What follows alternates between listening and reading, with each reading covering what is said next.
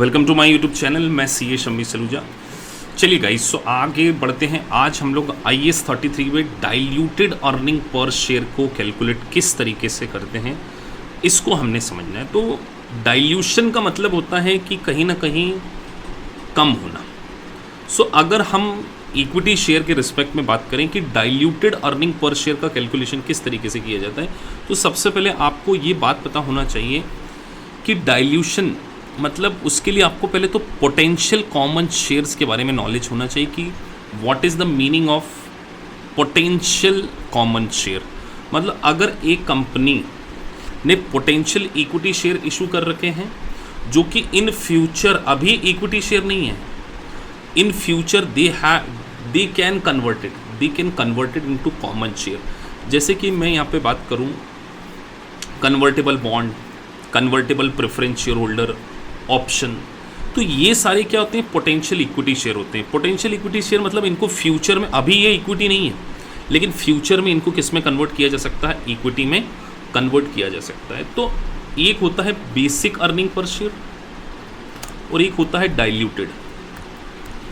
सो diluted EPS अगर आपको calculate करना है सो आपको सबसे पहले ये पता होना चाहिए कि अगर बेसिक अर्निंग पर शेयर से रिड्यूस हो जाए तभी उसको हम क्या बोलते हैं, डाइल्यूटेड। टेक अ एग्जांपल, मेरे पास common share as per IFRS उनको इक्विटी शेयर भी बोलते हैं। तो कॉमन शेयर सपोज दैट मेरे पास 10,000 है और मेरी अर्निंग जो है, earning attributable to equity, earning attributable to जो इक्विटी है लेट से वो 50,000 है। सो इसका मतलब मैं अगर एक फॉर्मूला लिख लूँ कि अर्निंग एट्रीब्यूटेबल टू इक्विटी, अगर मैं इसको डिवाइड करता हूँ नंबर ऑफ शेयर आउटस्टैंडिंग, अब ये नंबर ऑफ शेयर आउटस्टैंडिंग किस तरीके से निकालते हैं, आई होप कि आपको ये पता होगा क्योंकि ये जो लेक्चर है ये DPS के रिस्पेक्ट में डाइल्यूटेड। तो इस पर्टिकुलर लेक्चर में मैं आपको नंबर ऑफ शेयर आउटस्टैंडिंग नहीं बता रहा हूँ क्योंकि वो स्टार्टिंग में, बिगनिंग में ही हम उसको फिनिश कर लेते। तो earning attributable to equity share मेरे पास 50,000 है और मेरे 10,000 शेयर। इसका मतलब मेरा जो बेसिक अर्निंग पर शेयर है वो गाइस आपका हो गया 50,000 डिवाइडेड बाई 10,000, तो 5 रुपये मेरा बेसिक अर्निंग पर शेयर। अब अगर मेरे पोटेंशियल इक्विटी शेयर्स को, पोटेंशियल कॉमन शेयर को अगर मैं कन्वर्ट कर दूं सो उससे मेरा EPS पर शेयर अगर कम हो रहा है, डाइल्यूट हो रहा है, रिड्यूस हो रहा है, तो इसको हम क्या बोलते हैं, डाइल्यूटेड अर्निंग पर शेयर। सो इसके लिए एक छोटा सा एग्जाम्पल हम क्रिएट करते हैं। सेम क्वेश्चन में मैं एग्जाम्पल क्रिएट कर रहा हूँ। लेट से आपके पास अर्निंग 50,000 थी, 10,000 आपके शेयर्स थे और आपने बॉन्ड इशू कर रखे हैं। मान के चलिए आपके पास 1 लाख रुपीज़ के, 1 लाख INR के बॉन्ड थे, उसके ऊपर आप बॉन्ड को 10% इंटरेस्ट दे देते थे। और मान के चलिए इंडिया में टैक्स की रेट लेट से 30,000 है। सो मैंने एक छोटा सा एग्जांपल बनाया है कि मेरे पास 1 लाख INR के बॉन्ड थे और एक बॉन्ड की कीमत मैं ले ले रहा हूँ लेस से 10 ईच, मतलब उसकी जो फेस वैल्यू है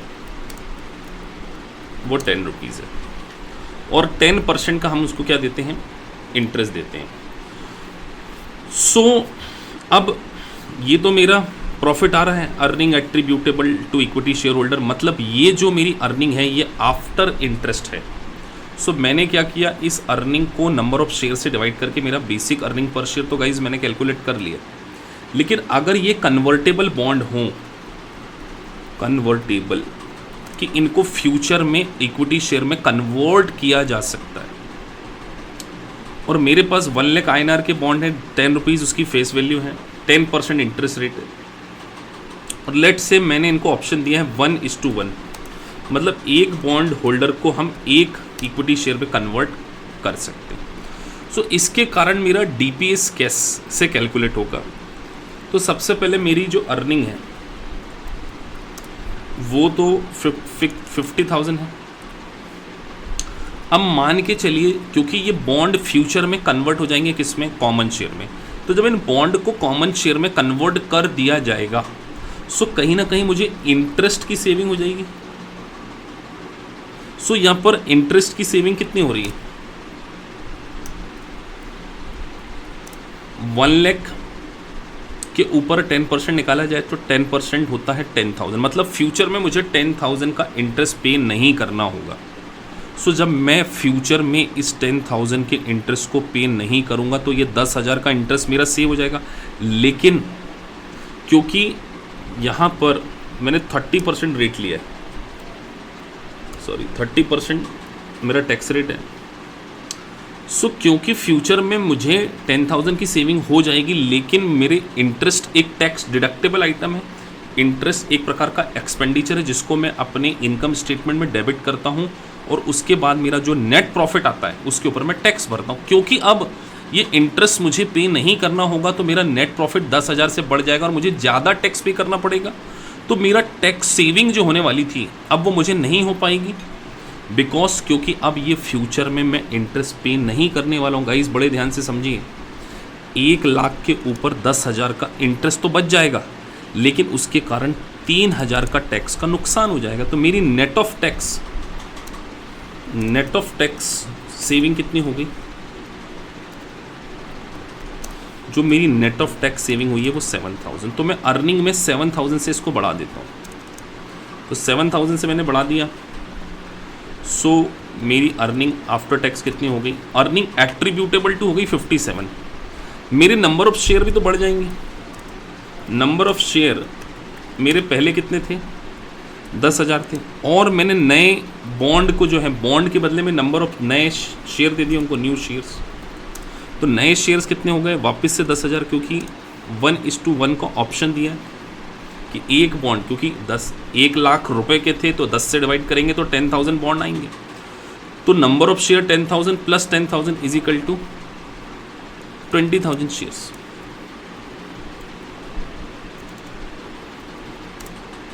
सो यहां पर ये टोटल जो शेयर हो गए हैं वो कितने हो गए, 20,000 हो गए। सो अब आप देखिए यहाँ पर मेरा EPS कितना होगा, 57 डिवाइडेड बाई 20। सो देखिए जो मेरा बेसिक अर्निंग पर शेयर था वो 5 था, लेकिन जैसे ही पोटेंशियल इक्विटी शेयर का इम्पैक्ट मैं यहाँ देता हूँ तो वो 5 से घटकर क्या हो जाता है, 3। बिकॉज ये basic earning per share reduce हो रहा है, इसीलिए इसको हम क्या बोल रहे हैं, डाइल्यूटेड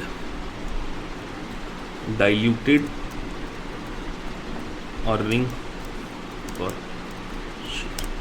सो गाइस आपको ये बात ध्यान रखना होगा कि अगर पोटेंशियल इक्विटी शेयर का नेचर ऐसा है कि जिससे मेरी अर्निंग पर शेयर कम होती है, तभी इनको डाइल्यूटेड इन नेचर बोला जाता है। तो डाइल्यूटेशन के कैलकुलेशन के लिए आपको सबसे पहले ये देखना होगा कि उससे आपको फ्यूचर में इनकम कितनी, आपकी एक्सपेंडिचर की कितनी सेविंग होने वाली है, आपकी अर्निंग कितनी बढ़ने वाली है, और एट द सेम टाइम आपके नंबर ऑफ शेयर्स कितने बढ़ रहे हैं। और नंबर ऑफ शेयर और अर्निंग बढ़ाने के कारण अगर अर्निंग पर शेयर कम हो जाती है तभी हम इसको क्या बोलते हैं, डाइल्यूटेड। और अगर वाइस वर्सा अर्निंग कम होने की जगह अगर बढ़ जाती है तो इसको हम क्या बोलते हैं, DPS, diluted earning per share.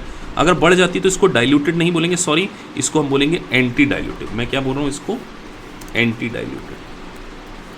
तो डाइल्यूशन तो तभी होता है जब अर्निंग पर शेयर क्या हो जाए, रिड्यूस हो जाए। और अगर अर्निंग पर शेयर रिड्यूस होने की जगह बढ़ जाता है तो ये डाइल्यूशन नहीं कहलाता है, इसको हम बोलते हैं anti diluted. So guys hope so आपको इस छोटे से वीडियो में DPS किस तरीके से कैलकुलेट कर सकते हैं। अब DPS में भी वैरायटी ऑफ क्वेश्चंस आ जाते हैं, प्रेफरेंस शेयर आ जाते हैं, कई बार ऑप्शंस आ जाते हैं, कई बार तीनों इसमें आ जाते हैं। तो रैंकिंग मेथड से किस तरीके से आपको diluted earning per share calculate करना होता है, ये किसी अगले वीडियो में हम डिस्कस करने वाले हैं। यहाँ मैंने केवल डाइल्यूटेड अर्निंग पर शेयर का बेसिक फंडामेंटल क्या किया है, डिस्कस किया, क्योंकि मैं चाहता हूँ कि पहले आपको चीज़ों को बेसिक से समझ में आए, उसके बाद हम थोड़ा सा लेवल बढ़ाते हैं। तो अगर आप डिप्लोमा इन IFRS की क्लासेस करना चाहते हैं तो आप हमारे नीचे ही लिखे नंबर पर हमसे कॉन्टैक्ट कर सकते हैं।